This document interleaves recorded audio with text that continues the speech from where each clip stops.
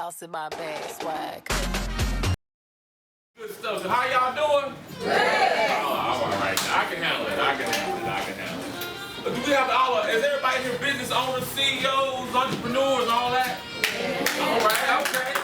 I'm in the right spot then. My name is James Thomas. I'm a publisher and author of Southern Dallas County Business and Living Magazine. We are a monthly publication that has been out for the last 6 years.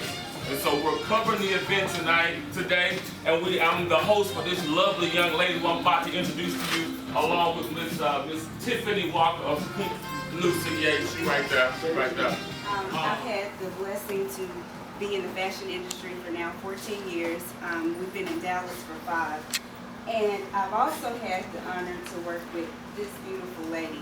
And when I say beautiful, I mean inside and out.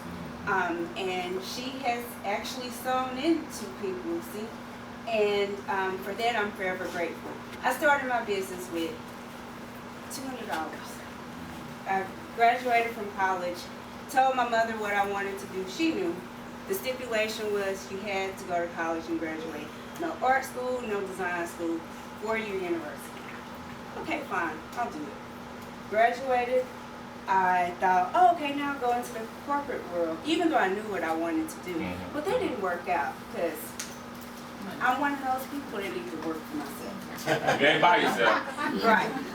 So when I realized that this wasn't the path for me, even though I knew what I was going to do, I was just trying to take a little detour and do it another way. I just decided I'm just going to go out on a limb and just do this.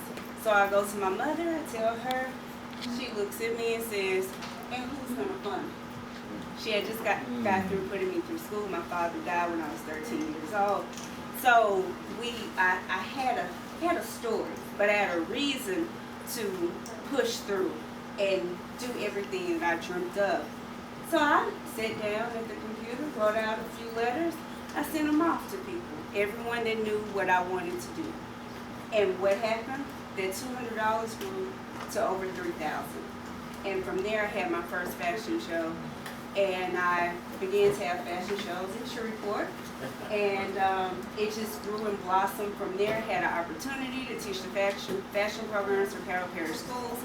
Did that, wrote the first fashion styling and makeup artistry program for the state of Louisiana, and then I had the opportunity to actually dress Shawnee O'Neal, Basketball Wives, and it went from there, and I moved to Dallas. I moved to Dallas on a hope and a dream and a prayer. I didn't have much, but I had faith. Come on, we back to faith again. And because of that faith, I'm now in the position that I am now. That doesn't mean that after you get a certain point, you don't still have struggles, because you do. You have growing pains. We've had growing pains as we continue to grow. As far as staffing is concerned, production, manufacturing. I'm a designer, I'm not a boutique. So everything is designed from scratch. And now I am at a point where I have investors that are now looking at me, and we're about to close this deal. Hey. And I am super excited and very thankful for that. But I said that to say, whatever your dream is, don't let anybody tell you because you have limited resources that you can't do it, because that's not the truth. It takes faith and being able to do what most people aren't willing to do. I'm a native Texan, grew up in Jefferson, Texas. Love my state of Texas. But I moved by look of marriage, I moved to Louisiana, and my family, majority of them are there now. So I consider myself a Lucy Tex. A Lucy Tex. We'll take that. We'll take that.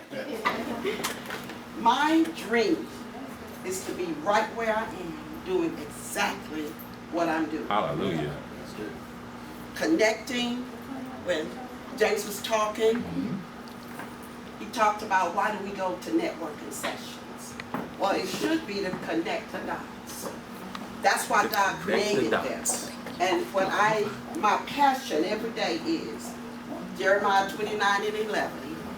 For I know the thoughts that I have thought toward you, thoughts to prosper you and bring you to an expected end. Isn't that amazing? It is. If you can understand that that's from God's heart. And I know it is, and I am the product of it. God truly picked and chose me one day to do exactly what I do. And I am not arrogant about it. I'm one of the most humble people you'll ever meet because I know from whence I've come and I know who brought me. And every day I own that.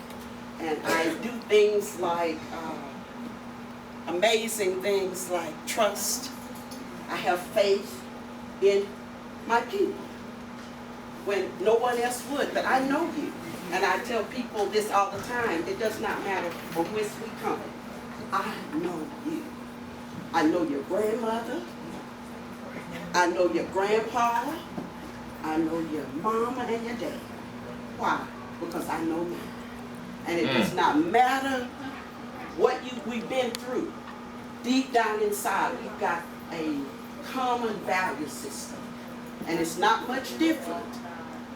If I could spend 15 minutes here and ask you what were some of the things your parents said, and I would turn my back and write mine down. And when we compare notes, they would be so many of the same words because they came with them from whence we have come. They were our great-great-grandparents were on the same plantations together. They said the same words. They were in the same lap. But they might have been, and I told this earlier, they might have been sitting down on the outside, but they were standing on the but they were standing up on the inside. Yeah. Always. And I know that's from whence you come. And I know that there are great and mighty things that God has placed in each one of us. There's $1 million idea. And that $1 million idea, and this is where I differ from some other folk. Some other folk thought your $1 million idea was your harvest. I think it's your seed. That's right. Wow.